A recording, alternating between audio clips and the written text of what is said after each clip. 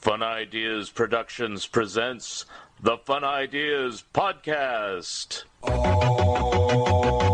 This is the Slow Poisoner. I come to you from the future with these words of warning. It's a hot horror planet. It's a hot horror planet. It's a hot horror planet. It's a hot horror planet. Living in science fiction. Past the point of no returning. We got high on gasoline. And we blew the scene. Hi, this is Mark Arnold, and welcome to Fun Ideas Podcast number 89. This episode is sponsored by the fine folks at Lee's Comics. Attention comic book fans, Lee's Comics of Mountain View, California has closed. But here's the good news. Lee's Comics eBay store is still going strong with over 10,000 vintage comics, the majority of which are now on sale, for half off. Choose from Lee's huge stock of golden, silver, bronze, and modern age comics, and specializing in Silver Age Marvel titles. You can count on friendly service, accurate grading, and quick, secure shipping backed by a money-back guarantee. To check out Lee's eBay store, go to eBay. Click Advanced Search to the left of the search bar, scroll down to Sellers, and enter Lee's Comics Inc., period. That's LeesComics, period. Don't forget the period. Lee's Comics is shipping daily with no delays. New items daily. Mention the Fun Ideas Podcast and get a free bonus gift. Long title, Looking for the Good Times, Examining the Monkey Song One by One, by Michael A. Ventrella and Mark Arnold. A book that examines each song, gives lots of details about each song, and our own personal opinions. You can find this book on Amazon, Barnes & Nobles, and anywhere where good books are being sold. Our webpage is wordpress.monkeys.com, where you can see many of the songs and give your own opinions of them. And we will be discussing this more on Zilch. Hey Michael, it says here we've written another book about the monkeys. Wasn't the first one enough? Not at all, Mark. Our original book, Looking for the Good Times, Examining the Monkey Songs One by One, was very successful, but only covered half the story. Which half? The group half. Our new book, Headquartered, A Timeline of the Monkeys' Solo Years, covers the solo half. Who knew the monkeys record so many solo albums? Not only that, but this book covers all of their solo projects, including stage shows, horse racing, running record labels, directing and starring in TV shows and movies, voice acting, and jail. Jail? Did the monkeys go to jail? Ah, you have to read the book to find out. You sold me. Have you sold them? Who's them? Those people out there listening to this. Well, listen to this. This book has discographies, photos, and other information about the Prefab Four, Mickey, Davey, Peter, and Mike, the Solo Monkeys, plus another nifty cover by Scott Shaw. Wow, he did our last cover. And this one's equally good. Where can you get this masterpiece? Announcer. Announcer? That's me. Get Headquartered, a timeline of the monkey solo years, written by Michael A. Ventrella and Mark Arnold. Those two guys. It's available in hardback, paperback, or ebook from BearManorMedia.com or from Amazon. Get your copies today. Cool. I'm going to get one today. Currently, I'm working on my Mad and Disney books, as well as articles on the Pink Panther and on Popeye for Back Issue Magazine. Today we feature the second part of the interview with our guest. We've got the dogs under control, and so here we go. Our guest today co-wrote Mousetracks, the story of Walt Disney Records. He's worked for Disney, writes for Cartoon Research, and is an avid collector of children's albums and soundtrack albums. Here he is, Greg Ehrbar. Back to what we were talking about. Go ahead. Right. So I did that, and then there's pretty much, but then for Disney, quite a bit of stuff, just all kinds of books and comics and a lot of merchandise, stuff in the parks, Wonderland tea that they sell in the parks. That was me. Lots and lots of things. a lot of movies adapted into books and comics, read-alongs, and things like that. But I've also done a lot of things for Walt Disney Records, their website, and the liner notes for some of their albums. Mm-hmm. Things like, sometimes I'll get a phone call saying who's singing on this or that. And, I'll say, oh, it's this person. Because they do. They have to go back and find out who some of them were in order to, I guess, to compensate them if they're reusing a thing. So lots of times. In fact, I think in the case of Sleeping Beauty, it was, are you absolutely sure that's not Bill Shirley? I said, no, that's Bill Lee. That's none of those vocals. Mary Costa's singing's totally, I don't think she even realized it. Because I met her and said, do you know those aren't the soundtrack? She says, yeah, they are. And I said, no, they're different. So, I don't know what, but it was noted. And in the really nice Legacy Collection sets that they have now, they have both versions. Legacy Collection. They also, on Mary Poppins, have content. No, just kidding. One thing you did, and this might be how I first heard about you. It probably is either that or your columns for Jerry Beck, but your book, Mouse Tracks, The Story of Walt Disney Records, that you did with Tim Hollis. I love that book. So. Thank you. And Tim and I we just talked. Tim and I he's such a great guy, and he knows so much. He wrote one of my favorite books. He wrote was the one about the breakfast characters. You've got to have Tim, because he's just so knowledgeable, and the way he tells stories and stuff. He actually is a storyteller. He goes to schools and stuff and does these talks and things. And he's written about roadside attractions and all kinds of pop culture. So you really should have him on. Okay, yeah, and I do have that serial book. I think I have a couple other books of his, but I know I have the serial one you're talking about. So, I'll contact him. Sorry, I digressed. That's okay. We're going to digress all over the place. In fact, even though I mentioned the book, I was going to ask you a question totally unrelated, but there's a few things I just want.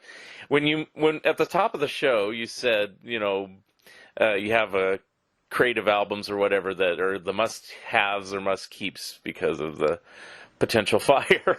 One of them you mentioned, most of them you mentioned I have, or at least have heard if I don't have them, but I think I have all the ones you mentioned. The one I don't have, and I was just kind of curious about it, it's just been itching in my brain the whole hour here, is the Flying Nun soundtrack. What is on that, and why is it so good that you would actually consider that one of your best ones? Well, The Flying Nun is a sentimental love for me, because I loved the show as a kid, and I find it surprisingly still holding up as an adult. There's certain shows you watch and you go like, well, it's nice, but it's not quite the way I remember it. Flying Nun gets a bad rap because it has a stupid name, so it's very easy to make of. And it was the butt of jokes even in its day, and Sally Field had to live through all of that. That's why she's not fond of the memories. It was a difficult time for her. It was very hard work, both that and Gidget, but Flying Nun wasn't a role she particularly enjoyed. Yet, he says this on the DVD extra. It was also a huge education for her, because she met Madeline Sherwood, who encouraged her to go to acting class. And I think without the Flying Nun, she wouldn't have learned disciplines. She wouldn't have learned acting skills. She worked with a lot of professionals, and she learned how to do something that wasn't fun, that required some patience. I don't think she would have become the actress she did without the Flying Nun. So it was necessary in a way. Anyway, I loved the fantasy of the show, and I loved the music of the show, and the whole idea of flying, and I just thought it was a delightful show. I loved the way Marge Redmond narrated it, and it was a fun and often quite funny show. So it transcended its outrageous premise by being to use a really silly word, grounded. Yeah. It was very clever. Bernard Slade is a brilliant writer, and so he made the show work by having the polar opposite of having Carlos running a casino. So you had constantly put this nun in the middle of a go-go place, walking around, constantly embarrassing Carlos when he was making out and stuff. So it was the incongruity was constantly happening. Carlos would be forcing him to give money by embarrassing him usually. And he was also one of the best friends at the convent. So you had that dynamic always going. And I wish the show hadn't been canceled, because it got only better because they added Vito Scotti to it. And how can you go wrong with Vito Scotti? Yeah. He was like the nuts of show. So it was a good show. And the other thing I liked about it was the gimmick comedies of the 60s were always about concealment. You know, don't tell Larry Tate, don't tell Dr. Bellows, but don't Brown. But on this show, everybody knew who needed to know. The only people they didn't tell were destructive people, or people who it would have been a problem to tell, like when Paul Lynde was the psychiatrist, or when Larry Storch was the reporter. Mm-hmm. When it was, or the Mother Superior, when it was going to be a real problem. But they usually told. They told the kid. You know, they told Patton Verdon, I believe. Well, she was on it twice. I may have told her once. But the kids knew. It was not a secret, because they were nuns. Mm-hmm. So most of the time, they didn't hide it. And even when they did it in kind of a funny way. Mm-hmm. But it was very different, and it was handled like it was a real thing. And so it was, and a lot of times she used it to help people. It didn't usually cause, I don't know. I just think the show worked in a strange way. And I loved the songs. So when the album came out, I couldn't wait. And it turned out that a couple of the songs really were used in the soundtrack. About 3 of them really were used on the show. At first, they dubbed her voice for the first few episodes. Just like with David Cassidy, first few Partridge Families, which was also Screen Gems. Right. They didn't realize he could sing. Mm-hmm. But what they did with Valley Field was the same thing they did with Annette. They doubled her voice. And if you listen carefully to the song Count to 10, she doesn't quite double as flawlessly as Annette could do it. She was very good at it. But she does a really nice job, and most of the time she is doubled. But you're talking about an album made by the folks from the Brill Building, the 1680 Broadway, the Don Kirshner, the Aldon Music Factory. Well, yeah, it's on the same Colgems label as the Monkees, so yeah. It's just one of the series. It absolutely is, and it has the same high quality. It has Lester Sill and a song that was actually in Where the Boys Are, Connie Francis song, Turn on the Sunshine. Mm-hmm. It had, the same songwriters, just like the Monkees, the same songwriters. It has Ernie Freeman and people like that doing arrangements. It has a ginormous orchestra with great bass lines, and it has the Bob Mitchell Choir. I actually got in touch with Bob Mitchell to write Mousetracks because I wanted to talk about his Disney connections. Bob Mitchell Choir goes all the way back to the 40s. You can see a short subject on YouTube about Bob Mitchell, him leading the choir. They were in Going My Way and West Point Story, and pretty much every movie. You can tell because of the way he arranges the singing. It's the Bob Mitchell Choir. It's very, very distinctive.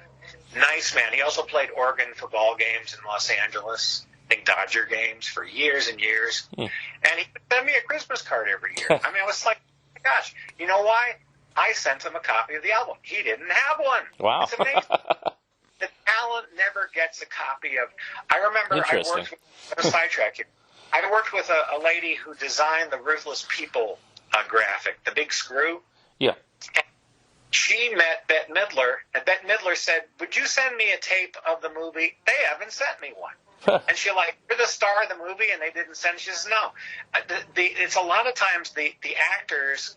I made a film for Main Street for Magic Kingdom at Walt Disney World, and the lady who was the main character, everybody was done, and they just moved on. And I said, "Isn't anybody going to send her a tape?" And they said, "I did." It's like, for gosh sakes. So.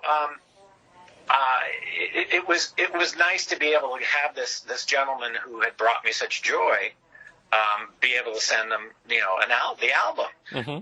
So it is a beautiful piece of work, if nothing else. You know, if you don't like The Flying Nun, you can at least admire the fact that it is a lavishly mounted, big production. Yeah. It has a great Christmas song on it that was not on the show, that I would love to have seen gone further. I managed to get one song on a CD for Rhino called Billboard Family Travel Classics. It's called I'm on My Way, and that song was sung about 3 times on the show. Hello, Captain Pumpernickel, how are you today? That song was on the CD, and it actually came from my vinyl record because Columbia at the time couldn't find the master. Yeah. So I had a clean copy. I mailed it to Rhino, and they used my record. Yeah. As a matter of fact, the themes from not the Jetsons. It might be the Jetsons. Yeah, the Jetsons theme that's on Rhino, the long one, the '80s one, Right. and the Super Friends and the Amazing Chant that are on Toon Tunes. Mm-hmm. Those are from a cassette Yeah. because Rhino could locate the extended versions. I had a promotional cassette that a radio station gave me that had these gorgeous long Hoyt Curtin arrangements of those 3 themes. Super Friends just blows me away. Mm-hmm. Were made promotionally, and Rhino couldn't locate them, and they couldn't find them anywhere else. They said, send us the cassette. Wow. And I said, please return it. It's the only one I've ever seen. And they did, and that's what's on the CD. So they can do miracles with mixing. Now I think you've sold me on The Flying Nun, even though I do have the 2 seasons that are on DVD. Unfortunately, they never put the 3rd season, but... and maybe because of music rights, because there were songs in the 3rd season, like Chopsticks and things like that, that weren't on the album, and it's possible that once again, that may be the only thing preventing it. Because Sally Field, she's pretty popular, so there's no reason not to release it. Right. But that's my theory, is that that may be what's preventing it. I've heard that's the case with Mayberry RFD, and I know it's with the Jackie Gleason Honeymooners, the color ones. Yeah. There's one episode missing where they put on a show, and there's some songs in that. So sometimes that's all it takes is that the Scooby-Doo Blu-ray that, oh my gosh, I've been watching that of Scooby-Doo movies. Yeah. Which, say what you want about some of the animation, but boy, the color styling, it's beautiful. Mm-hmm. And the only episode missing this time, because there were only about 15 in the other collection, the only episode missing now is the one with the Addams Family. Right. All the rest. So if you're looking, but is that music on that one, or is it because John Astin said no, or what's the deal? Or the Charles Addams estate. they said no. Okay. Because the Addams Family with Janet Waldo and Lenny Weinroot from like 73 or whatever, that's on DVD. Yeah, that's why I was wondering, what was holding it up. So did Charles Addams, was it one of those times where the window of opportunity, so they got the 73 series out, but we weren't able to get the Scooby-Doo one out? Probably a completely separate contract. Yeah. They sometimes they remember to do it for one thing and they don't for another. Yeah. For example, in a case of like a Disney theme park attraction or a show, unless when they start out they will purchase a license for commercial recordings at the beginning. Mm-hmm. Then that's sometimes the reason why you don't see it come out on a CD. And then again, it becomes expensive to do it after the fact. Right. So they have to do it outright, and that's also a budgetary issue. Yeah. Do we want to even bother at this juncture? So a lot of times that's an issue. Yeah, thanks to Peggy Lee and Howard Kalin, among others, that filed suits about such things. Yeah. I didn't. What did Howard Kalin? Howard Kalin, it's a similar thing to Peggy Lee. Peggy Lee, it was because she, as you know, she had in her contract for all future formats or something to that language way back when she recorded Lady and the Tramp. So when it started coming out on VHS tape and everything else, she said, money, please. So, yeah. But Howard Kalin, it was just a simple matter. He and Mark Volman owned everything to do with the Turtles later on, and everybody and their mother seemed to be putting Happy Together in everything, and he wasn't getting a piece of any of it, and so that was like a separate but similar lawsuit, and that's why we have all these music rights issues. He talks about it in his autobiography. That's how I know about that one. And go ahead. Go ahead. No. There was more. I interrupted you. Yeah, but it's like, it's so, I love Howard Kalin. I love his music, but it frustrates me that he was so kind of litigious about it, because it does put a crimp in everything, because, you can't put out The Flying Nun because of chopsticks, like what you said. And I go, oh, come on, give me a break. How much are they going to sell on this? Just put the stupid thing out. It's like, you're not going to make any money off of it. Just put it. Yeah, but I get it. I have to be both a fan and also be knowledgeable about what the realities. So. Well, that's the thing, and it's interesting because Howard Kalin and Mark Ballman did the Care Bears records for Kid Stuff Records. They have all of those, and they're pretty good, actually. Not all Kid Stuff records are good. It's not my favorite label, but when they did stuff like that, when they farmed the work to like New York, like people like Arthur Shimkin and those guys, they were actually quite good. So the Care Bears albums are not bad. So it's like the Turtles sped up. Yeah, I think they also did Strawberry Shortcake, a couple of those too. Well, if they did, I'm not aware of that. Yeah, where I know about that is I have the history of Flo and Eddie and the Turtles, and there's a little booklet inside, and it mentions it and the Care Bears albums. So I think they did a couple of them on there too. So doesn't give any more than that. Doesn't say, what fun it was. It says the titles, but I'd have to look up the booklet. If you have that set, that's where it says it. So, and if you don't, you should get that set. It's a pretty good set anyway. Another question is, and this has probably been asked of you before, is there like an elusive children's record that you have been searching out for however many years and just cannot find a copy of, or wish there was a copy of, or whatever? Well, that changes. Yeah. That changes. I wanted that Three Stooges Yogi Bear one for a long time, and that was... my coworkers, it was always kind of the joke, Yogi Bear and the Three Stooges, the Mad Dr. No-No. Yeah. That was, everybody knew Greg was looking for that. And so that was the one that I wanted for a long, long time, and found that. Hanna-Barbera, the HBR records weren't, I don't know that they had the best distribution, especially on the East Coast. So it was hard to find them. I find them a little easier on the West Coast. Mm-hmm. Right now, I don't know that there's anything voraciously that I'm looking for. It's more a matter of just filling in gaps and things like that. It's like, I didn't realize I didn't have that one. Things like that. Like if there are Strawberry Shortcakes that they did, I'm not aware of them, because most of the ones I have just have a tinkling piano and one lady, like Strawberry New York. I think it's only two of them, if I'm correct. It's like the first two. And then after that they said, well, we don't need these Flo and Eddie guys. We can get anonymous people. And so they didn't use them anymore. But I don't know the titles, so anyway. And David Letterman played the Strawberry Shortcake that I sent on the air. He played New York. He used to have Dave's record collection. Mm-hmm. That was one of the things that I had submitted. Oh, okay. Because it's really not very good, and that was not theirs.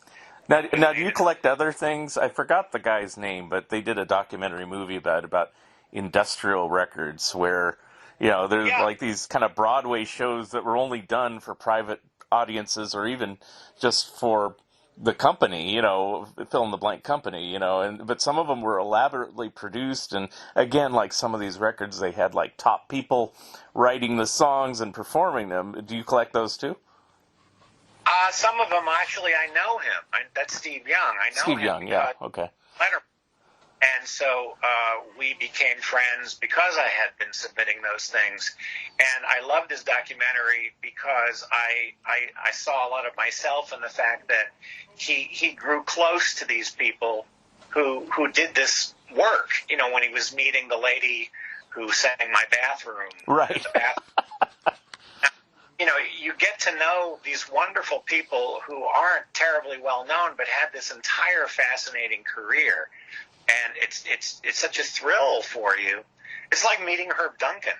Mm-hmm. You know, that scene has happened to me many times. I saw Terry York, or was it last year? I hadn't seen her in years, and Terry York did many Disney records, and she was a feature reporter on the news with George Putnam here in Los Angeles, and sang with the guy who did the music for My Favorite Martian. He was her accompanist. She was a singer, and she's in this dynasty of Hollywood royalty. She was her son was married to I think Loretta Young's daughter. She's related through marriage to like Ricardo Montalban, and I mean, he has this whole story. He dated John when he was hair. You know, I mean, these people are fascinating people, and mostly through these records, you get to. Roby Lester became like a relative. She was dying of leukemia when it was Rick Goldschmidt who actually located her because of Santa Claus is Coming to Town. Right. And because she had developed this fan following that she was completely flabbergasted by. She thought she was completely forgotten. Mm-hmm. And between Rick and then what our book, Tim and my book were doing, she was getting fan response, and she was delighted. So we met. Tim and I. Tim was having these conventions in Alabama for Lum and Abner, and they were running out of Lum and Abner people, so they started having cartoon people. So I went to this thing, and they had Sam Edwards, who did a ton of Disney records, and was a character actor you've seen a million times, and Rhoda Williams, who played Drizella in Cinderella, and a lot of other great character actors. And Roby was there. Oh, Dick Beals was there. Oh, yeah. I saw from him, and we talked about stuff, you know, Jack and the Beanstalk and stuff like that. And they would like they do when they're voice actors. They did skits and things. Well, Roby she came back to where we were staying. She read read-alongs to my kids, and we went to visit her at her home in Fillmore, and her husband. And we got so close to her that when she passed away, I broke down like she was, you know, a family member. We got so close to her. So I call her like, you know, the patrons say to Mousetracks, because she recorded more individual recordings than any other performer in the history of the Disney record label. Yeah. She did so many read-alongs. Many. She might have been the first person I ever heard on a record. Never knew what she looked like. Yeah. You know, when Tinkerbell rings her little bells like this. Turn. My first records, I had some random kids records, but I had the Sesame Street book and record set because Sesame Street was huge, and a lot of those Disney 33 1/3 record readers that you're talking about, and then what was another one? I had a Mr. Rogers record, and all these I still have, and they're actually in remarkably good shape.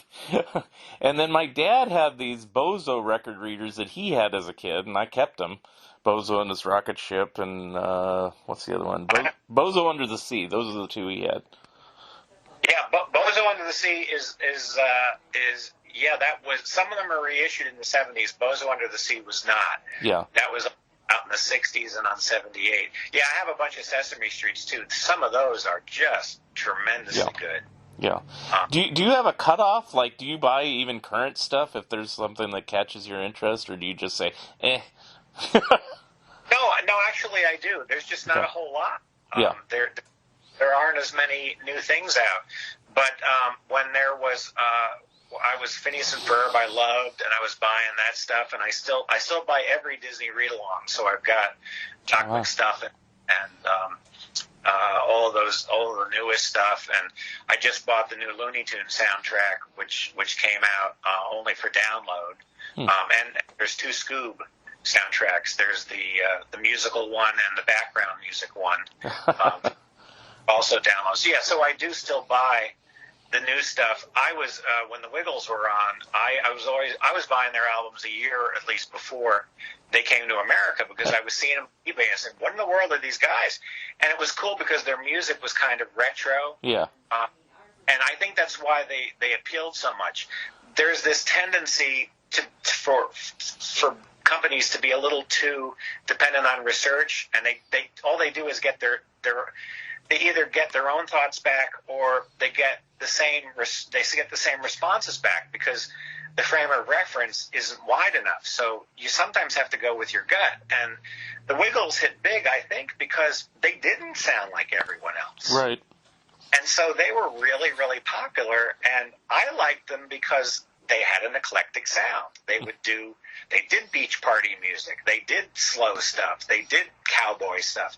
They did all kinds of music, and then they had this really appealing show with Captain Feathersword and all this stuff. And my kids at the time were growing up and watching it. But I did too. I've got Teletubbies, and I mean, it's weird, but I don't get Teletubbies, but I have. I always try to keep up with as much as I can. There's just very, very few, because and there's also video game music. My son is the king of video games, so I love Kingdom Hearts, and what we usually do is it's like, okay, I'm going to get this CD set. Either I'm keeping it and making you a copy, or vice versa. So I keep the Kingdom Hearts and the Zeldas. I mean, we've gone to the Zelda concerts and things like that, so that's also stuff that kids love. And I love the fact that that's symphonic music that kids are listening to as well, because I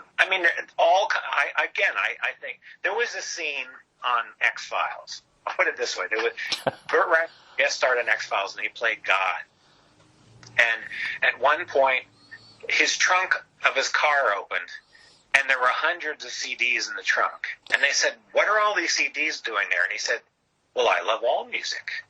And I thought, well, of course God loves all music, because God made music. If that is your belief. If you believe in an entity. Anyway. All right, I'm going to shoehorn this in because it has nothing to do with anything we talked about, but I did tease it at the beginning, and you told me the story right before we started recording, so I want you to tell me now. So what was the Archie story? How did you get involved with them? You said you're a huge Archie fan, and you like my Dan Parent episode. Thank you very much. So what was your Archie story? How you got to work for Archie? Yes, I did. I wrote my very first professional writing was, because I got paid, was getting a thing published in Archie Club News. I proudly wore my pin, and I carried my press card when I was in the Archie Club. I wish they still had that. I think that's a great thing. Mm-hmm. And they published my story. I got pen pal letters. One was from a soldier in Vietnam. Ooh. I wrote about Sugar Sugar and Jingle Jangle and the radio station that I listened to, and he was from the same area, and it made him very homesick. And he said, I love those songs, and that's the same station I listen to. So that's how powerful Archie is. Mm-hmm. Don't mess with Archie. Now, what issue was that, or was it in a particular month set of issues? I don't remember how they used to do that. Well, they sent you the check from the Chase Manhattan Bank, which I made a Xerox of, and a letter, and they told you it was a form letter, and they sort of stamped in what the issue was going to be, and it was months away, so I was just dying until it came out. It was Reggie and Me number 45. Oh, okay. I'll have to look that up. Yeah. And the gag on the front was Reggie giving a speech. He says, "Can we do anything about the litter program in Riverdale?" And Mr. Weatherby says, "Yes, Reggie, throw your speech in the wastebasket." And Victor Gorelick, who was just a terrific person, and I spent time talking to him, and in person and on the phone, and he said, "I remember that issue. I worked on that issue. I remember that gag." And it's like the guy had this encyclopedia. He was astonishing. And so I started to write for him. And the hardest thing about writing was selling an idea. He said, "We've done everything. Come up with something." In fact, that's the tough thing about Tom and Jerry, too. It's a cat and a mouse. Go. Okay, did it. We did it. All right. He eats them this time. Oops, no. Thought of it. We threw the two up in the air. There's land first. That. It's very hard when you've got something where hundreds and thousands have been done to come up with some new angle. Give them a trend. Stay away from diets. Stay away from shopping. Diets aren't a good idea to do because of disorders. Don't do shopping. We've done it to death. Right? That was the way he was thinking at the time. But just, so I just would send tons and tons of ideas, and then he would pick them. And it was when you wrote them, as he said, they kind of wrote themselves because the characters just talked in your head. Yeah.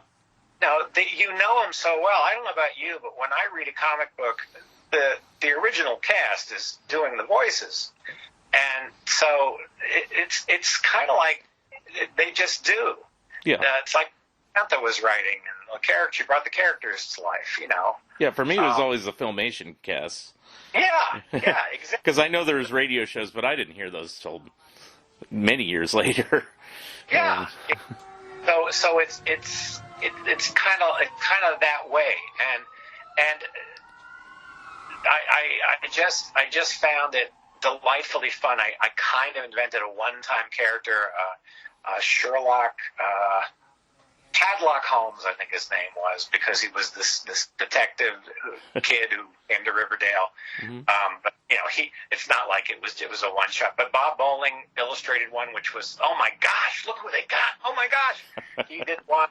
I think my favorite one I did was for drama class. Miss Grundy asked them to do role playing, so she asked each one of them to switch personalities with the other and pretend they're the other one, which was a blast because you could Veronica pretending to be Betty the way she thinks she is, and she's like, oh my goodness, who shall I help today? What night? La la la, so good, and Betty's like, I'm so shallow, and it was, and Moose had to be Dilton, and Archie had to be Reggie, and it was, the stories were so much fun to do.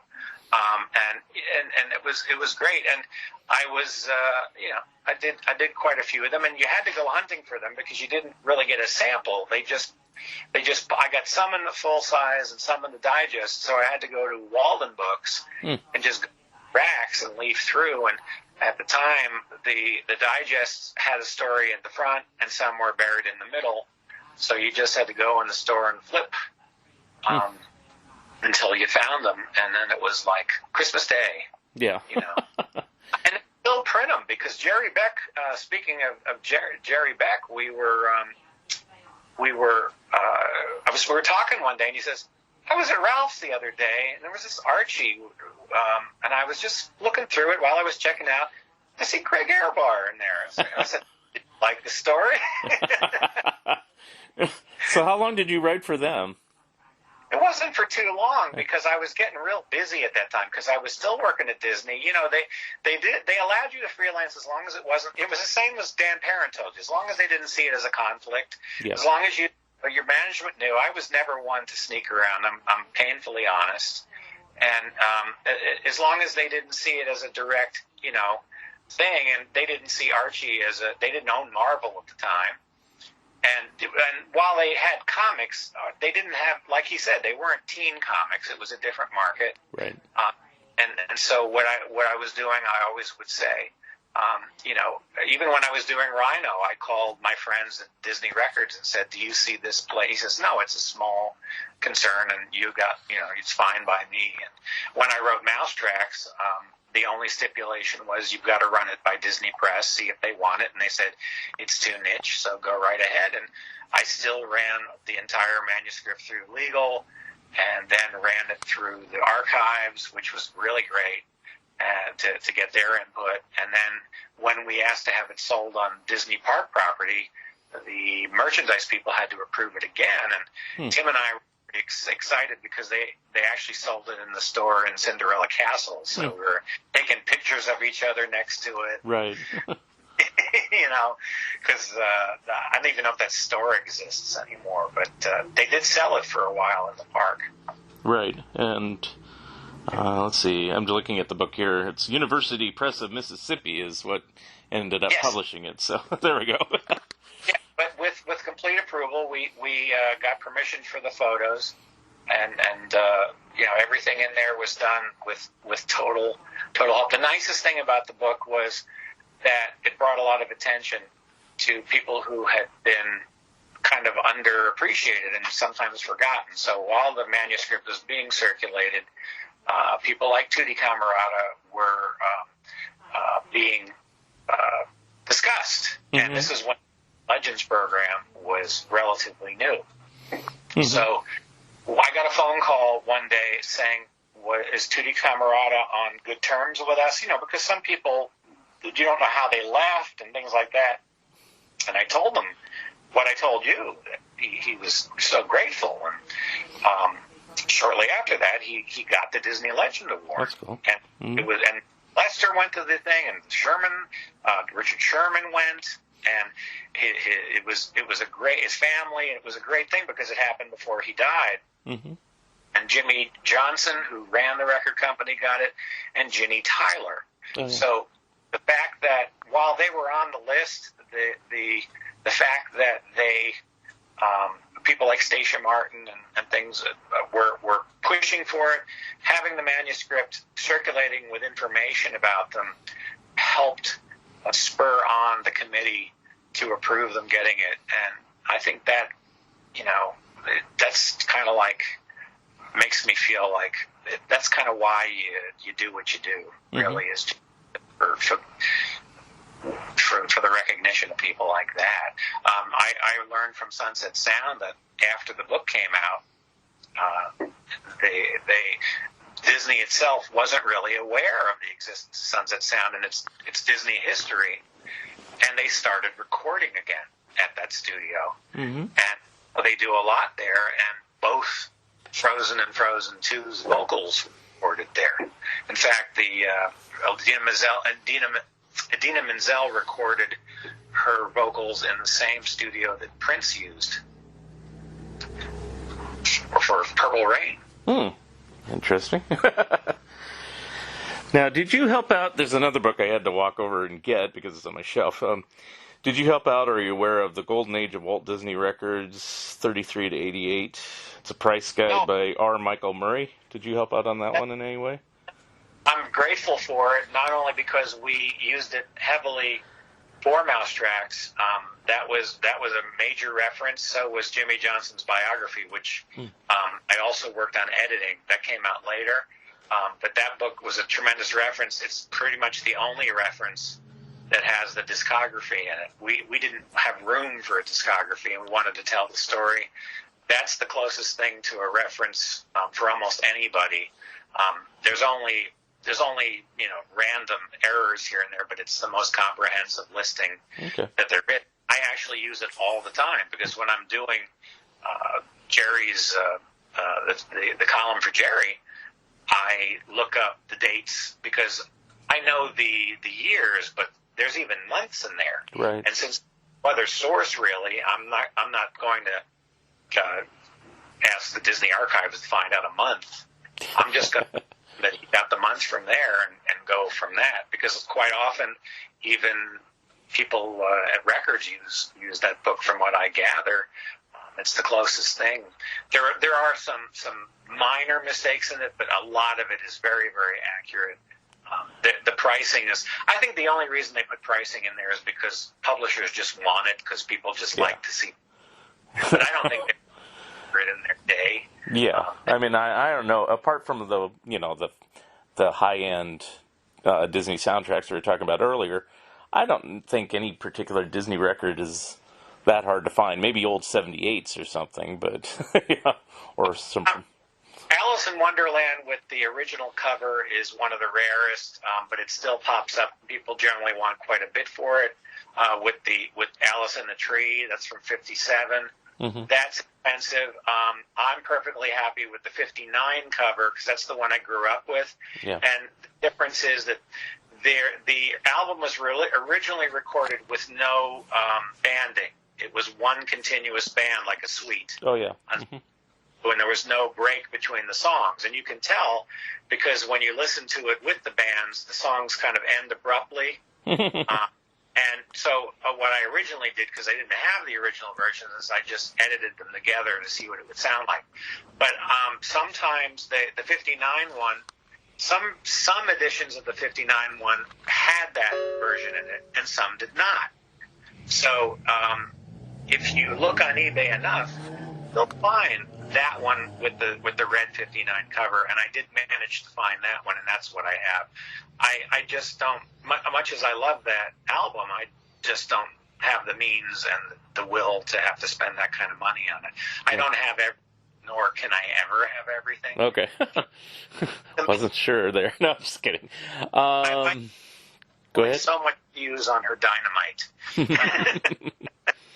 You know, she's as patient as she can be, but she's also like, you've got to at some point have to say no, because you just can't.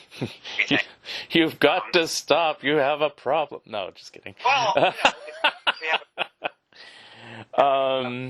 what are you working on now?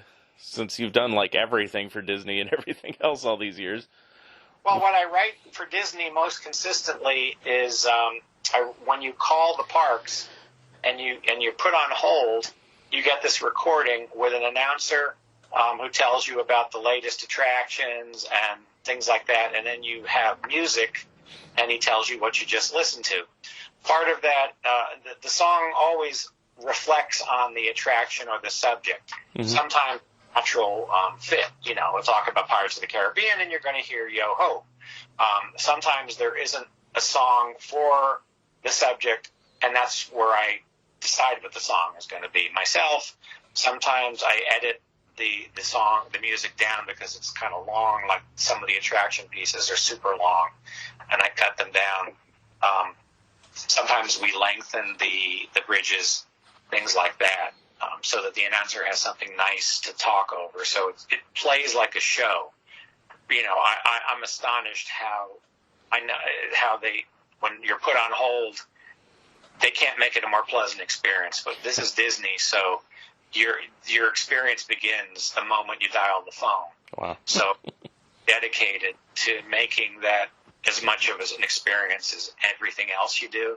So I really do work hard on every aspect of it. Mm-hmm. So, and of course, you know, I try to put things that I like in there, but only where appropriate. I mean, I don't force things in where they don't fit, but I have had occasion to put Haley Mills and I don't remember Annette was in there, but Haley Mills was, Alice in Wonderland is, but it fits because we talk about Disneyland. Well, we're not now because Disneyland's closed, but when we do talk about Disneyland, we put the Camerata version because they do play part of the album still, both on Storybook Land and on the queue line for the attraction. Mm-hmm. So that is part of Disneyland as well. So things like that, you know. So I'm always having to keep up on the latest attractions because I'm always writing about them. Fun thing, and that gets updated several times a year for different seasons and every time new attractions come in. So that's something that I regularly work on. I do occasional articles for various Disney things and do speaking things here and there. I write for Emmys.org, which is a completely different thing. I write for, I'm not pigeonholed because I wrote about a production company that represents underrepresented producers and writers from various demographics. I wrote about street soccer and the BYU channel. Just anything they give me, I'll write about. Whether I know about it or not, I'll figure it out and learn about it. Ernie, that was fun because I know about Ernie Kovacs, but that kind of thing. I do DVD reviews for a radio show called TV Confidential, for different kinds of TV shows, not just the new ones, but for the DVDs that have been out for a while that people may have overlooked or forgotten about, or things like that. Because I feel like there's so much stuff out there that it's very easy to forget that a cool show exists, and about it. So that's pretty much what I've been working on, and still, Tom and Jerry's still in production, so still working on stories for that. Mm-hmm. So that's pretty much it. And about how often do you submit an article to Jerry for cartoon research? Every other week we do an animation spin. It's hitting its anniversary in October. It's going to be about 8 years. Oh wow. Mm-hmm. And then Jerry also asks me to do animation scoop articles. Just did one. What was that on? I forget. It was on. Oh golly, I don't remember what it was, but it was so much fun. But every so often they'll say, "Would you like to do this one?" And I'll say, "Yes, I would like to do this one." And then I'll interview somebody for it, and it's for any aspect of animation all over the place. A lot of times, because I have my own website, gregovision.com. Someday all websites will be like Gregovision. I just thought it was. My daughter says, "What a stupid name." I said, "So was Google. It was Yahoo." Mm-hmm. You know, but the stupider the better. Yeah. So I'll write about things on there, and so what reviews don't fit other places, I'll write for that. So I've written reviews. I wrote about the Muppets, the new Muppets on from Disney Plus on there, and about this strange documentary just because I felt like it. That was about the young Americans that I saw on TCM, and I found it on YouTube because I just thought it was so cool. Mm-hmm. So it's sort of just random things I think about, and I write on there just about every week. So that's kind of fun. Just pop culture musings, that kind of thing. And you can see a lot of the videos and commercials and ads that I've worked on. Also, I don't know if the Archie covers are on there or not. I think they. I don't remember. Mm-hmm. Well, I want to thank you very much. Anything you want to plug? Or you already said your website, but I mean, any other projects you're working on that you want to plug? Not yet. I think I might have something coming out next year, but we're still in the talking stages. But that's next year. Yeah. So something coming down the line, but it's too soon to get into that. But if you want to, but no, just what we've been talking about, and with the holidays coming, if anybody hasn't seen, you can listen to TV Confidential anywhere. It's on the podcast. It's a podcast as well as a TV show. Mm-hmm. And the website's tvconfidential.net. There's a lot of other stuff on there. I'm only on occasionally. And also, besides the website, with Christmas coming, pick up your copy of Santa Claus is Coming to Town. Those shows have really been nicely restored, and they look beautiful on Blu-ray. They didn't just throw them on Blu-ray like they did before. Universal has some execs that really like these specials because I was shocked they even did bonus features, because the last round they were just sort of how to make puppets, or it was one of those kind of they were just cute, what I call cute extras, but they weren't historic. So to do historic things like that, and they got people like Jon Favreau and Henry Selick and the Giotto brothers. It was pretty astonishing, the people they got to speak about Rankin Bass and really draw attention to how important it was. Just like about 6 weeks ago, TCM had a Rankin Bass night. Mm-hmm. And Ben Mankiewicz was talking about Rankin Bass as an important animation entity, which I thought, that's great. You know, that's really great to hear the commentary that he said, because it's nice that's what it should be thought of as. You know, their contributions were tremendous as movie makers as well as TV show producers. Mm-hmm. I would love to see The Hobbit get re-released in a restored version, because the ones that are out don't look very good. Yeah. And, you know, that was the first film version ever that was done. Of course, you're talking about different company there. I mean, aren't those owned by Warner Brothers, whereas the ones you worked on, those are the ones owned by Classic Media or Universal now, I guess? There's Classic Media Universal owns everything up to 1970, I believe. And then Warner goes from 71 on. Yeah. How it works.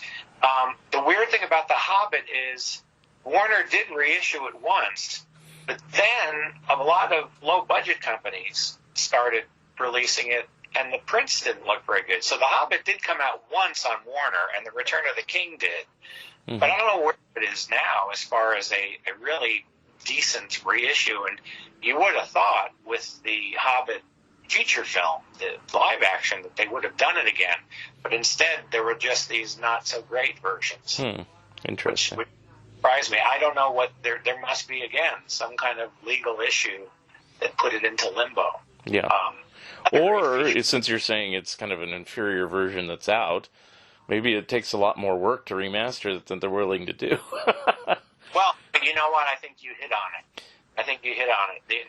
It takes thousands of dollars of studio time and digital work to go back and fix that stuff. And I think that's exactly what it is. The time it takes, and the fact that when you're dealing with HD and with Blu-ray, the flaws show so much. Yeah. Is to go to that trouble. So the dilemma is we can't really release it without it looking bad, and we can't afford to redo it. So we're stuck. Yeah.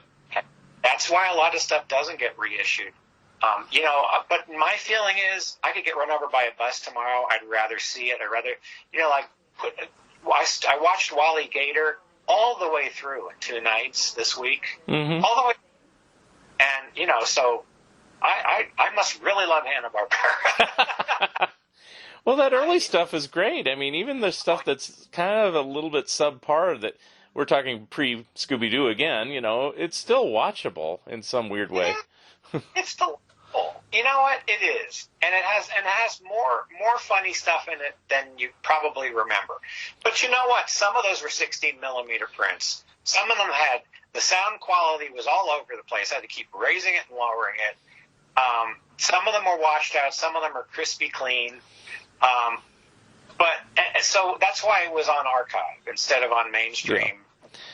And I'd still like to see Touche Turtle. I've heard that they look horrible, the prints. But I said, hey, I'd rather have them than not. But we may not get them. We may not get them because with Wally Gator and Lippy the Lion, only about 10% of them look bad. Yeah. But I have 80% of the Touches look bad, and they must all be 16s. Because when you watch on a large screen TV, it's just all grainy. And if all the Touches look that way, they're just... A lot of people just don't understand. You can't send... It's like what Alan Brady said to Rob. What am I going to do, hand a pamphlet to everybody in the audience? Not everybody gets it. And even if you have a disclaimer saying these are the finest ones we could ever find, like they do sometimes, people just don't always accept that. But my feeling is, give me the banana splits. I don't care if somebody spilled coffee on it. I want it, because... Oh. We don't even know if there's going to be a world, Yeah. I mean, I know there's rights issues on certain things, but it's like, Banana Splits is a good example. We could talk for another hour about this, but it's like there is a version on DVD. It's not perfect, but it is out. But it's not in the U.S., so it's a region 2 or something like that. I have it, but it's like, what's holding it up here? The country that made it. I don't know. It's always some weirdness. Yeah, and that could be a music thing too, because a lot of different music people were involved in that. That could be the other reason. The other I haven't seen the region 2. Are those the hours or the half-hour spliced ones? It's the syndicated versions, but it's better than none. Better, as Bert says, better than a finger in your eye. I'll take that. Yeah, and it looks pretty good. So it is the syndicated versions. Of course, I'd like the original with Kellogg's openings and everything like that. But who knows? That's the thing. Is like, why are you going to just keep waiting? Because look at the people. Many people have passed away who were waiting. Yeah. And then get it at all. Yeah. So that's just. I don't know. I understand that, and I don't really like to buy things over and over again, and I don't disagree, but I also feel like I'm going to pass through this world only once, as the philosopher said. So if I may not have my banana splits now. But I do go the bootleg route, but if a legitimate one comes out, like I had Batman on tape, the Adam West series, I had it on DVD, and then they finally put it out on the proper version. I bought it again. So it's like if these companies are worried, no, I'll buy it when you put out the legitimate release. I a single fan wouldn't. I really don't. I think they're very aware of that. I think that it must be very frustrating to know that there is revenue, especially now, that they could be getting, and that things are. But I do feel like I said earlier, just take a look at your paperwork and see when the last time you asked was, because especially now, where are the people? Where's their circumstances? Who's changed hands? Maybe they need the money now where they didn't before. Mm-hmm. Maybe soften to the idea. Ask them again. It's like when you go to a collector thing. You didn't buy it last time. It's still sitting in their store. Maybe they'll take $5 off this time. Always happens. Somebody posts something. You don't buy it. It's sitting there. Some people may reduce it. Make an offer. It's just the way the world works. It's amazing to me. And I dealt with some wonderful business affairs people over the years, and my feeling was, okay, I understand that now. Who else do we ask, or let's revisit it? Remember I asked you about that 6 months ago? Can we ask again? Mm-hmm. A lot of times the personnel changed. Mm-hmm. Some their job who said no or didn't want to check. That's the thing. So I don't know. Well, I hope the personnel changes. I know Jerry Beck does some wonderful stuff. He's always on Stu Shostak's show saying all the problems he faces, and yet they still manage to get some things out. So my kudos to him. I'll tell him next time when he is on my show. And Jerry is incredible, and Jerry has single-handedly done so much, and people like George Feltenstein and all the people at Warner Archive. I mean, every company should have a Warner Archive, mm-hmm. Where they have the kind of stuff that isn't the mainstream, is for the specific audience, so that they don't have to worry so much, and that they can have a place to put that material. For those who want it, that is a brilliant thing, and look at how well it's done for Warner, and how massive an amount of material would have just sat. Yeah. Disney kind of does it with their movie club, and now I guess kind of on Disney Plus. But I wish they do more. I mean, I understand the rights issues and the quality issues and the remastering issues, but it's like. It's like there's so many things, barring Song of the South, I'm not talking about that, just so many older things that they did for TV, just kind of lost, right now. It's gravy money. There's so much material that is perfectly not in the offensive category. It's perfectly lovely. Mm-hmm. And why I joined Disney Movie Club was for that very reason. I looked in the little magazine. It's like, and now you don't get the magazine unless you ask for it. And I got to go on the website. What did they release? Yeah. So they made it like an extra step. Now I got to go look it up. What did they release that I can buy? Because the monthly selection is never the special, the members only thing. Yeah. And that 20th Century Fox stuff, or 20th, whatever they're calling it, they're slipping that stuff in there. And it's like, well, it's the Disney Movie Club, isn't it? So now it's like, well, if you're going to start doing that, is that going to push out what I joined this for? Yeah. Are they going to crowd out and it's not like there aren't even great stuff in the 20th catalog that would fall under there, but they're just putting Spies in Disguise and things like that in there. That's not, that you could get on Amazon. Yeah. Right. I want club exclusive that is when I joined. They actually called me one day out of the blue, and I took the time to do their questionnaire poll.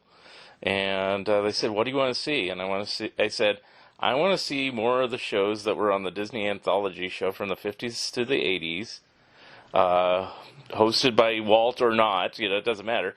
If he didn't host the later ones, obviously after he died. But I want to see those coming out at least on DVD, if not Blu-ray." And they go, "Never thought of that." Really? And yeah, you're Disney. Quit pushing all this other stuff that's not really Disney, like Star Wars and Marvel. I get it. You own it. But, it's like, Disney is what I signed up for. That's why I got Disney Plus. I want Disney stuff, Well, I think I do know from having worked there that they painstakingly read every letter. Yeah. And they get read. Whether it gets to the right person, I can't say, but it might get to the assistant or someone in the department of the right person. But it gets read. They have every division has a letter area. I knew people who worked in those areas, and when I would get them, because I would get letters, they'd have the stamp, and where it came from on it. Sometimes I'd call the person and.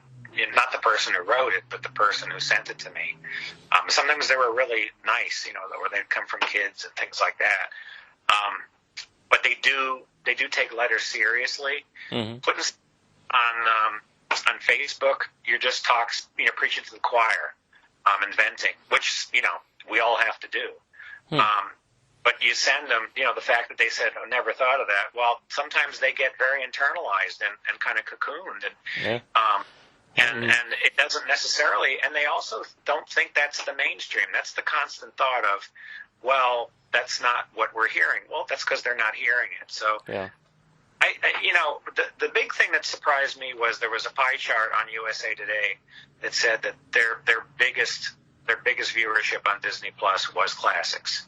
Above all of the stuff they bought, all of their new material, all their new programs, it was classics. So that says that the public has spoken. You've got young families who, they're thinking, well, young, they only want, this and this and this. No, young families don't have DVDs and Blu-rays of all the classics. They want their kids to see them. Yeah. And they one way or the other, that's what they want to see. And fans want to see all the stuff they love. And they don't necessarily have that communication. Mm-hmm. And a lot of them do want it. They hire these consultant firms. What you were talking to, that research, they spend a fortune on all this stuff. How that research gets back to them, how that is funneled, how that is edited, or whatever is varies, and how it moves from hand to hand varies. It's a big company. Mm-hmm. So you're surprised. I can tell you that back when the Disney Marathon was new in Florida, they had a VP who took all of the Disney out of it. He said nothing magical about this. It was this. There's nothing fantasy. I know the slogan was something like "There's nothing magical. There's nothing make believe" or something like that. He said he decided he was going to make it all real and not make it fantasy and frivolous. and because he was from the sports world and he didn't relate. You know, they sometimes will hire people for their tremendous resumes, but they don't particularly get Disney. And this guy didn't, and so he totally changed the image of the marathon. This guy who was the head of our running group wrote a letter. I saw his letter, and then I saw his letter internally, and they saw it. And a year, I don't know if it was just his letter or other people's letters or what, but the next year they didn't use that campaign because people dress like Mickey. In the marathon, ladies dressed like Tinkerbell. Couples dressed in their wedding clothes and got married in the marathon. I proposed to my wife after my marathon. I ran 11 marathons. You know, and I didn't dress like anything, but I listened to Disney stuff while I ran the marathon. Mm-hmm. You know, it's not like any other. My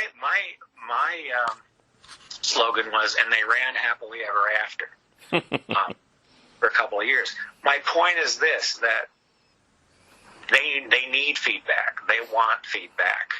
Otherwise, they're talking to themselves. It's valuable. Mm-hmm. It's not unwelcome if it's done in a civil tone. Yeah. It's called input. Yeah. You know. Well, I will say, I don't know if my comments had anything to do with it, but the one item that did come out, if you don't have this, I'd recommend it. They did put out the complete uncut with the Walt openings of Scarecrow of Romney Marsh, 3-part on Blu-ray, and that was long after my conversation with them about what they should put out. So, yeah, so they did put that out. So, but I wish they'd do more like that, you know. Well, exactly. I bought Saludos Amigos and Three Caballeros on Blu-ray, and that was only available through the movie club. But good Lord, that's so worth it, and that's why I stick with it. Because any minute now, I'm afraid to discontinue. Because any minute now, something else like that will be released. Yeah. But I don't need the Book of Life. I have the Book of Life, first of all. Yeah. And second of all, that's not why I joined. If I join, they should create the 20th, movie club. I don't see that. There's too much already of Disney that I need. Don't muddy the waters of that. Don't add so much that it's really unlikely I'm going to see Windwagon Smith. Not that I'm dying for Windwagon Smith, but I always use that as the most obscure title I can possibly think of. Whenever there's these surveys of who's your favorite character, I always put Windwagon. Well, I mean, I can tell you ones now that I want to see, and these are just obscure. Maybe not to you, but it's like they did 2 Whiz Kid movies in the 70s. Oh, I love those. And the second one I loved the best is the Whiz Kid and the Carnival Caper, but I want the Mystery at Riverton one too. And it's like they could put that out on a DVD set or a Blu-ray set, or something, or even on the Disney Plus, which I'd be kind of grumpy about because now I have to figure out a way to get a copy of it, But it's like it's just like in limbo, I don't know what happened to these things. Now people could say, oh, it needs remastering and or whatever. But didn't a lot of these things, I did not get Disney Channel because I was not a big cable person in the 80s because of where I lived. Basically, cable didn't exist. And so I didn't get cable until the 90s, and by that time, Disney Channel had stopped running a lot of the old stuff. They would, they do what they do now, is like they bait you with like the early Disney stuff, and then slowly transition over to like current stuff that you're like, I don't care about this. Give me more of that old stuff. So did they ever show all that old stuff on the Disney Channel back in the early 80s, or did you not get that? Like crazy. They showed tons and tons of it. Yeah. They slowly transitioned because that was the nature of the cable business. Yeah. Most cable channels, except TCM, which I'm thinking that must have been some dictum from Ted Turner to perpetuity. At least I'm praying that's the case, because it's the only channel that hasn't done it. They almost have this 5-year plan that they eventually replace the programming with originals because it just seems to work better for them as a brand. Yeah. But Disney did do that. They slowly moved the old stuff to the middle of the night, and then they created this identity for themselves that worked for them financially and from a brand standpoint, and it just worked for them. And it really wasn't the Disney Channel; it was the Disney Junior and the Disney Teen Channel. And you know, my kids loved it when they were the proper age, and then that was the end of that. Yeah. But we don't know yet what streaming is going to be, because they may not follow the same pattern. So I'm looking at it as from a positive standpoint, because the response to classics has been good, and because Disney has suddenly led the pack. You know, I mean, for God's sake, CBS changed their name to Paramount Plus, copy them. That maybe Disney will mind that, and it could be the reason they haven't hit on it yet is for the same reason we were talking about Warner, is that they're probably in the process of getting it restored. Right now, because of studio time and all with COVID, it might be difficult. Maybe they're anxious to get that stuff done, and they haven't. You know, when it was on the Disney Channel, it didn't always look good. The Mouse Factory. Okay, that was my next question. Yeah, did it look good? Yeah, kind of muddy and sounded real bad. I'd love to see it restored, but it'll cost a fortune. So. Yeah, I always wanted Leonard Maltin to do a Mouse Factory 10, and it's like, the way Maltin is, it's like, if it happened after Walt died, it was no good. You know, it's like, I disagree, but that's why I wrote my book. I don't know if you're familiar with my Disney book that I wrote. Oh, yeah, I read President Time. Yeah, I know. Yeah, and it's like, you know, because that's what I grew up with. Yes, I grew up with the other stuff too, but it's like, it always frustrated me that Maltin's Disney films just kind of abruptly stopped. It's like, Happiest Millionaire was the last thing he did. Well, what about Love Bug? Walt kind of was involved with that a little bit. How about going into this? You know, and it's like, you know, I just don't like the rest of the story. I want the whole story. Sorry, you know, but. Well, it's there's a lot of stuff that was wonderful then, and usually when people ask me what's on those pages, I'll usually put stuff that not everybody does. Like, I love The Littlest Horse Thieves. I think that's one of the.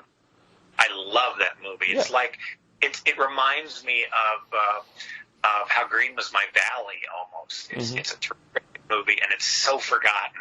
Yep. You know, that kind of stuff, and it's on Disney Plus.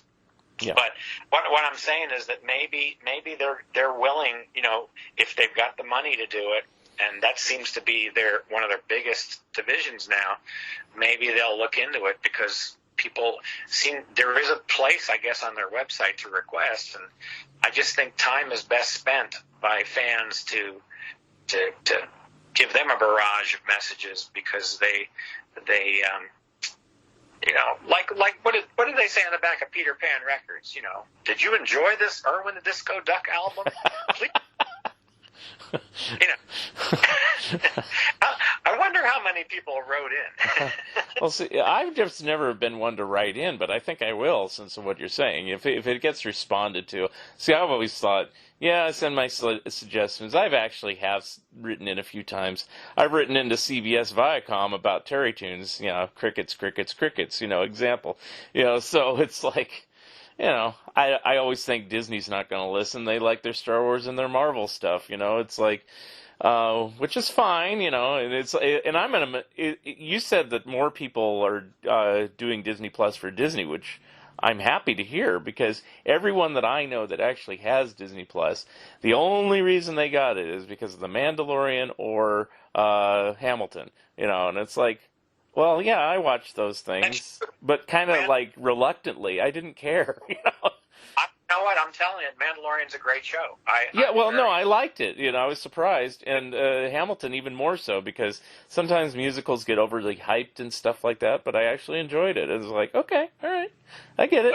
But then they're over, and what else? So, you know, there's other stuff to look at, and so you go through the directory and you go, oh, I never heard of that. Oh, I never heard of that. But I mean, I know friends of mine that they were going to get Disney Plus just for The Mandalorian, for example, and then cancel it. And I go, well, there's like all this other stuff. You know, even National Geographic has a pretty good representation on there, you know, and it's like there's a lot of Muppets stuff, and it's like, you know, and you're just going for one show and then canceling? Okay. You know, but... I'll tell you something. When I was younger, when I was much younger and I was collecting Disney records, I used to be afraid that I would get, there weren't that many. Because, back in the day, there was no eBay. The catalogs didn't list everything. And I thought, well, eventually I'm going to get them all, and it's going to be sad because then I'll have them all, and there'll be no more fun. And I just didn't realize how much was out there. And I think there are a lot of people who think everything like that is very finite, and they can't even see. Because a lot of times what I'll write, especially when people write about Hamilton and how they've discovered this thing, and they don't really know musicals or greatest showman. It's the best thing I've ever seen. I love the songs and stuff, and that's terrific. It's opened a door, and what I'll say is, now that you like this, seek out this one, this one, this one, this one. See if you like it. Yeah. You might not, but seek it out. There's an entire world for you to explore. Because that's what I would do if I liked something in a Disney thing. It's like, oh, Dinah Shore is in this thing. I wonder what else she's done. Yeah.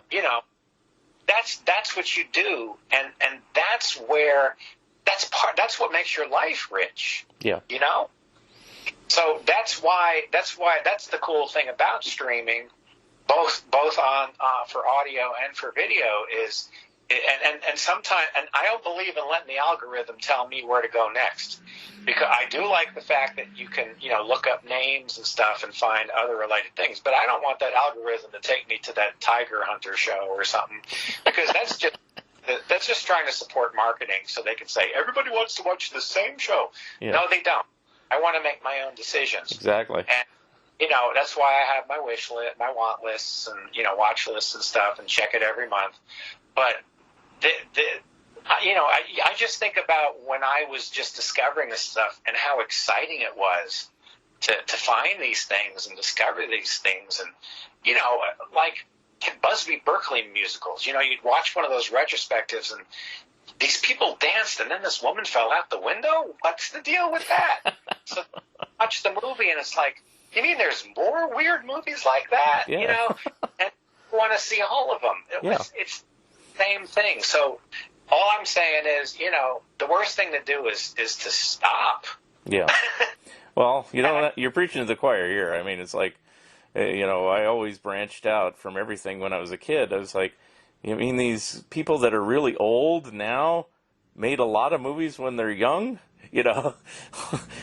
Like, I'd watch TV shows when I was a kid, and they'd say, here comes Jimmy Stewart. And it's like, who cares? It's this old guy. Well, I didn't know that he did like 50 years of great films prior to that. I just thought I just saw some old guy, And there's this attitude of, well, because it's new, it's progressive and sophisticated and enlightened, but you'll be surprised how many themes were explored very, very deeply and very surprisingly. Yeah, there was a lot of archaic thinking. Yeah, there was a lot of stuff.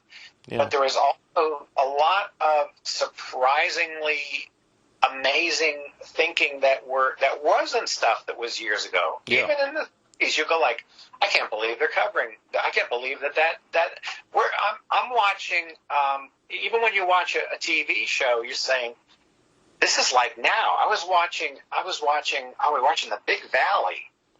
Cause Rich loves that show. She loves Barbara Stanwyck, and she loved the show. And I'd never watched it because something I forgot. I don't remember why. There's usually something else on. And there was an episode about a corrupt politician and how the press was reporting about these lies he was telling, and they said, how can you report on these lies? And because you're legitimizing what he's saying and almost making it true because your paper is reputable. And he said, you're right, but he's also news. Now, what does that sound like? Sounds like today, every day. Yes. So when you look at these things and you're like, how did they know then? What was going on then?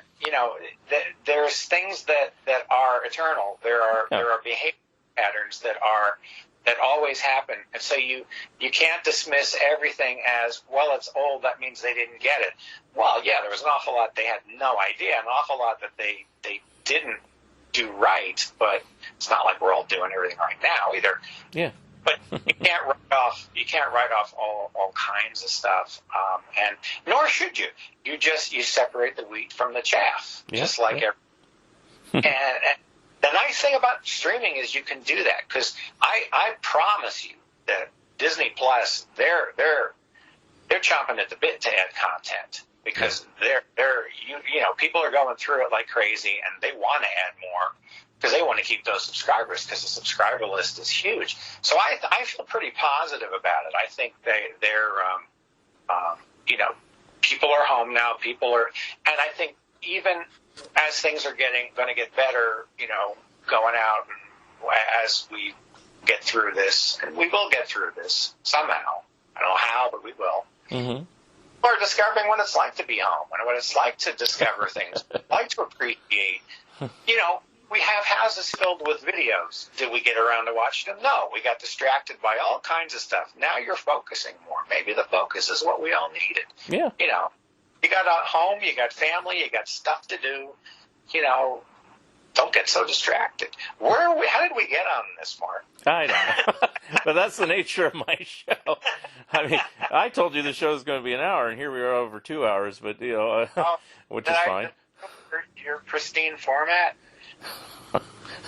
I don't have a pristine format. No, you ruined it. No, it makes up for the episode I did that was only 20 minutes, but there was a reason for that, too. So it's like... I'm sorry. I tend to go on. I know. I try to give people their money's worth. They're not paying for it, but hey. So, like Stan Freberg, this portion was brought to you by food. Try it now. So I don't even know how to wrap it up. I already asked you what your website was. You said it. I already asked you what project you're working. You said it. So we could just abruptly end it and just say it's over. Just like the one Monty Python episode. How should we end this episode? And they do like 5 or 6 different endings. Oh, I love that. Yeah. They go, we could fade out to black and have 2 lone figures just walking on the beach. Or how about an abrupt ending? And then that's the way they do it. Or just have the film run out. Yes. Yeah, like a Holy Grail, and just put the hand on the camera. It's like, okay. Anyway, it's been a pleasure having you on the show. I mean, we could always have another time, another 2-hour Gab Fest, and talk again. So, this is great. Yeah. I'm hoping I'll have some more to tell you about stuff when that happens. But it's been a joy, and I'm very delighted you asked me. That was very nice of you. All right. I mean, I'm august company with the other guests you have. I try. It's funny. I think about people, and I have this big long laundry list, and then I just kind of go, "Oh, I've never asked them." I wonder if they'll do it. It's like, and then 9 times out of 10 they'll go, "Yeah." Occasionally I get somebody that goes, no, and it has nothing to do with me. They just don't want to do a pod. Fine, okay, I get it, and I don't force anybody to do it. But, the only one I'll admit that I held out was Jerry Beck, because, he does all these other things so often. It's not like I'm intimidated, but it just says he's so busy, and I just figured, I'll get to him eventually. And so, at this point, I go, okay, I'll ask him, and he said yes, so, yeah, I'm going to get him next time, so. Well, say hello, because Jerry's been one of the best friends I've had out here. It's been quite an adventure since I've come to California, and Jerry has been a true and loyal friend and supporter, so yes. I'm grateful to him. He's a good person. Well, I'll try to mention everyone he's entangled with, because I know he has a big laundry list on his site and everything, So. Well, he really is. I mean, there's some people who you think are, and there's some people who really are, and he's the real thing. Yep. All right. Well, on that note, giving him praise instead of you. Well, no, again, I appreciate you being on the show, and I thank you very much, Greg. Thank you. Thanks, Mark. Thanks, everybody. Thank you for listening, and thank you, Greg Ehrbar, for being my special guest. Episode number 90 will be coming soon. If you would like to comment and or be a guest on this podcast, please drop me a line at funideas.mark@gmail.com. Become a Patreon of Mark Arnold and Fun Ideas Productions. If everyone listening just contributed $1 a month, that would be a tremendous help in continuing the production of my books and this podcast. Also, subscribe to my YouTube channel. The opening and closing music for the Fun Ideas podcast is provided courtesy of Andrew the Slow Poisoner Goldfarb and is used with permission. This has been the Fun Ideas Podcast. This is Mark Arnold speaking. This episode is copyright 2020, Fun Ideas Productions. Thank you, and good night. Headed home to a cardboard hut with duct tape doors. At the price I'm paying, be glad it isn't yours. Now get up, Crab Mountain, get up. Crab Mountain, get up. Crab Mountain, get up. Crab Mountain, get up. Crab Mountain, get up. Crab Mountain, get up. That mountain of crab. And don't fall back. Don't fall back.